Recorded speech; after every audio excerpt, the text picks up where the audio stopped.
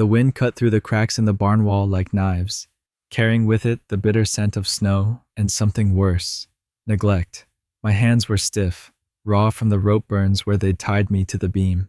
The wood was cold against my cheek, my breath fogged in short, ragged bursts, each one reminding me I was still here, though barely. I wasn't supposed to survive the night. They'd made sure of that.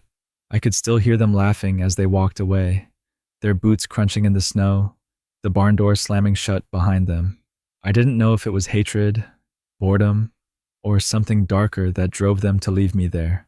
I only knew the cold was moving faster than my own heartbeat, creeping into my bones, settling there like it meant to stay forever.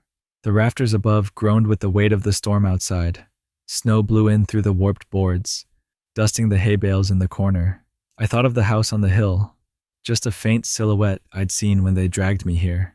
Warm light in the windows, a place I could never reach. It had been hours, maybe more, when I heard the first sound that didn't belong to the wind. Footsteps, slow, deliberate.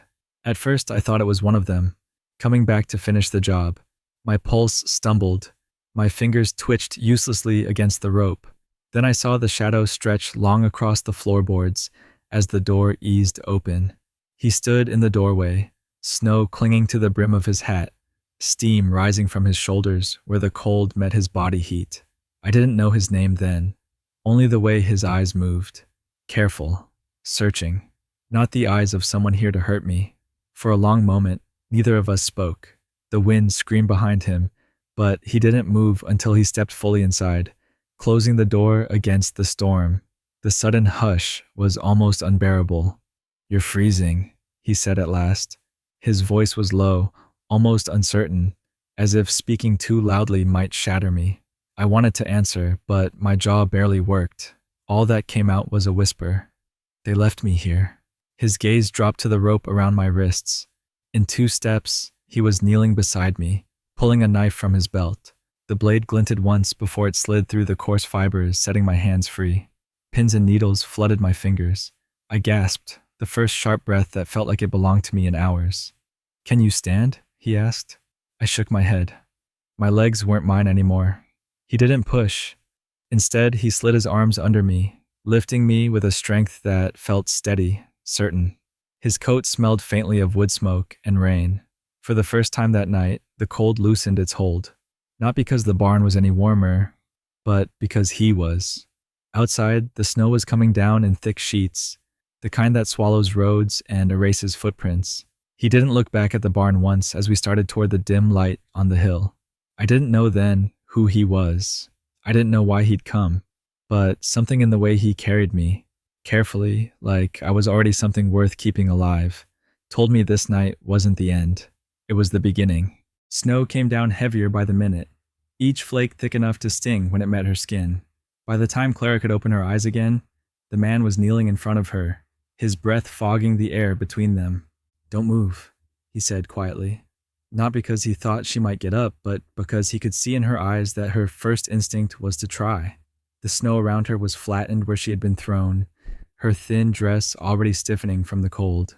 She tried to speak, but found her lips stuck together, the metallic taste of blood sharp on her tongue. Her jaw trembled, not entirely from the cold. He reached into his saddlebag and pulled out a wool blanket, shaking the snow off before wrapping it around her. The fabric was rough but warm, smelling faintly of wood smoke and leather. "They told me," her voice cracked like splintered wood. "They told me I had to finish the work, or they'd..." The words dissolved into a sob that sounded almost too quiet for the stillness around them. He didn't ask who they were, not yet. Instead, he slid one arm behind her shoulders, the other beneath her knees, and lifted her as though she weighed nothing at all. She tensed, a sharp intake of breath giving away pain deeper than frostbite. "That your ribs?" he asked. Arms," she whispered. He glanced down and saw the way her forearms sat at strange angles beneath the blanket. The bruises there were a map of cruelty, purple, blue, and an ugly green creeping at the edges. He swore under his breath, but not at her. "You tell me who did this," he said, voice low and steady, "and I'll make sure they don't have the hands to do it again." Her eyes darted away. She didn't trust him. Not yet.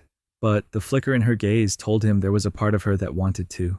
He carried her toward his horse, a big dun gelding that stamped its hooves impatiently in the snow.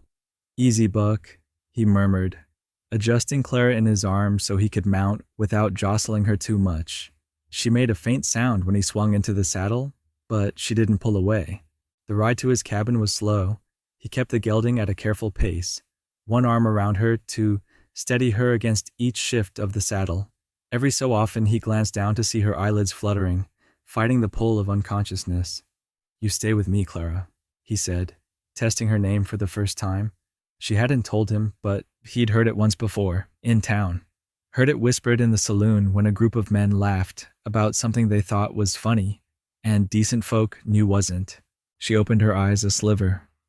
"How do you—" "Doesn't matter," he said. "Matters you're going to be warm in a few minutes."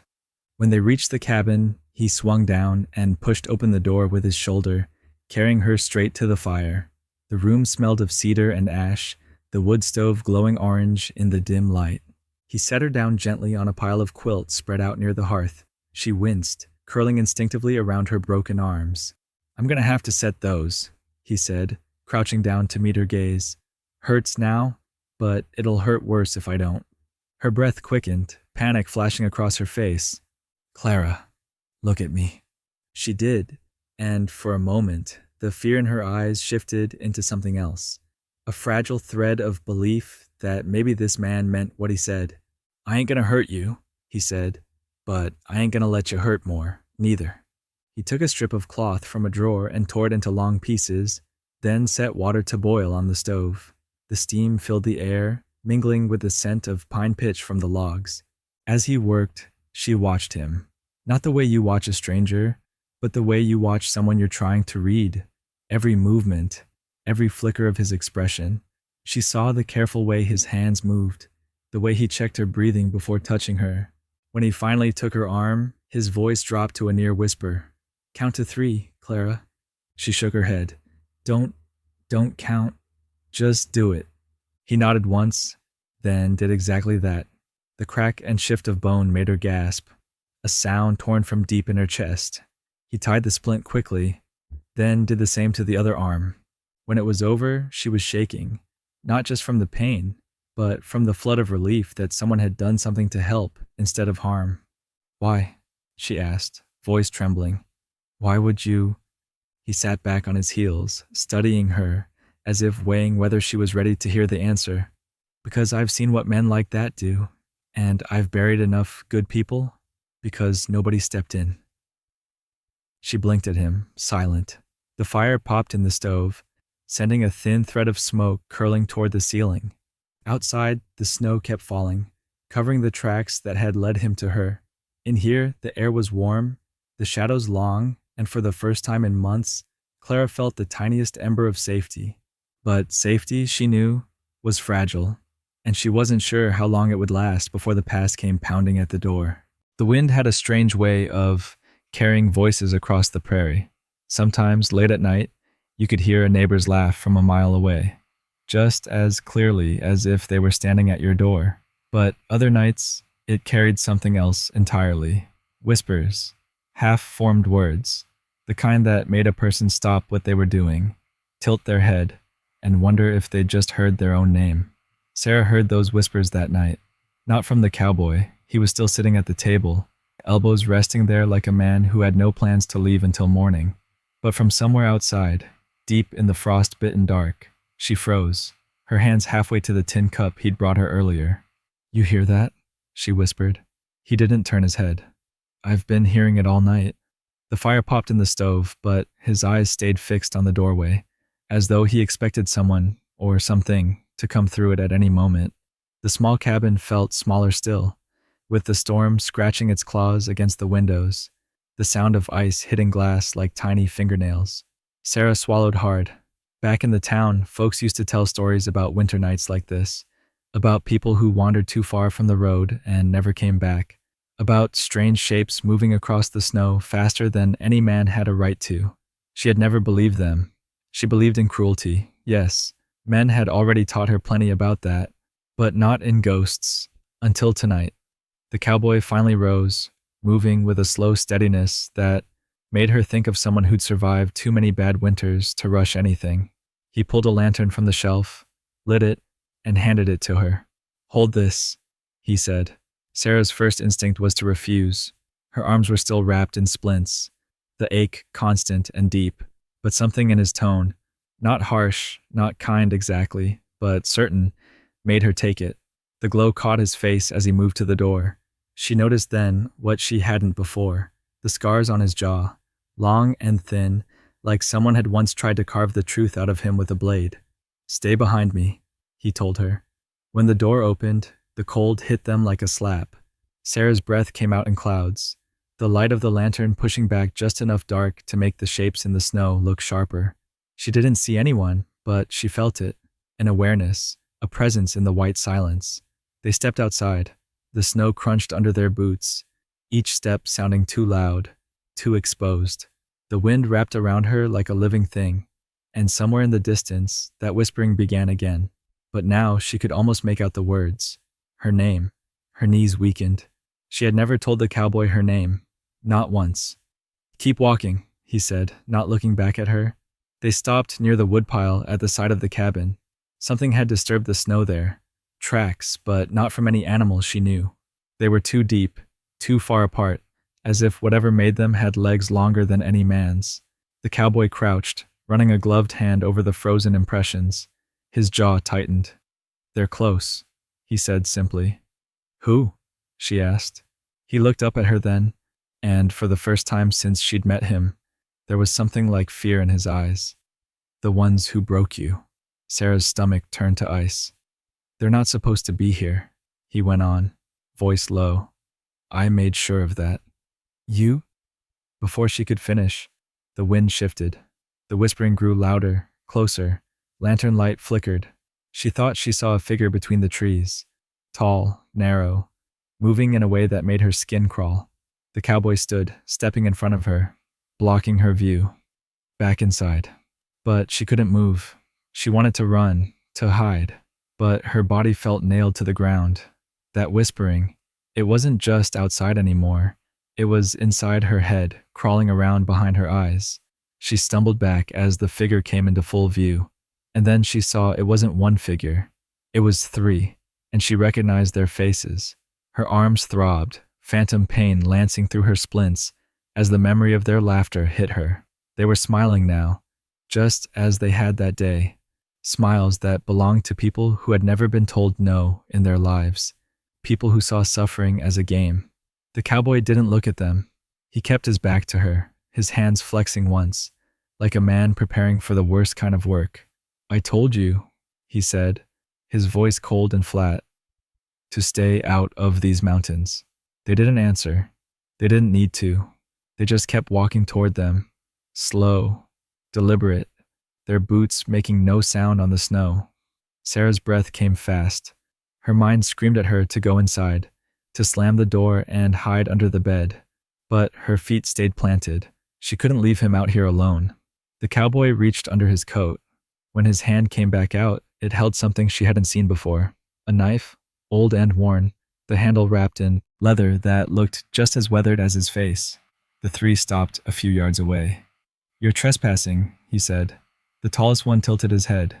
"We came for her. She's not yours."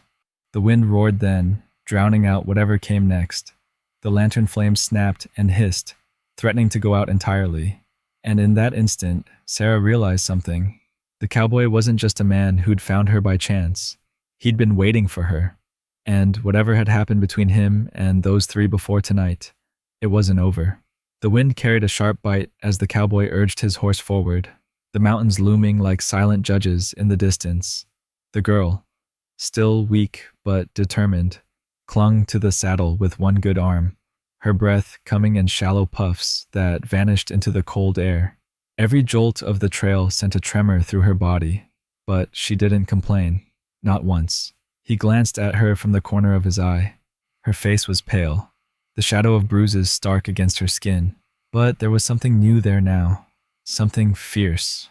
Survival had lit a spark in her eyes. and the cowboy knew that spark was what would carry her through the long road ahead. They crossed the river at dawn, the ice clinking against the rocks like glass breaking. His coat hung over her shoulders, far too big, but she pulled it tighter around herself. The trail wound upward into the hills, each turn revealing more of the snow-covered wilderness. She asked, softly, where they were headed. He told her about a small ranch, a day's ride away, where the woman who kept the place had a knack for healing broken bones and weary souls. It wasn't just her arms that needed mending. It was the trust she'd lost, the part of her heart that had been left out in the cold too long. He didn't say that out loud, but she seemed to know. By midday, clouds began to gather low and heavy, the first flakes drifting down.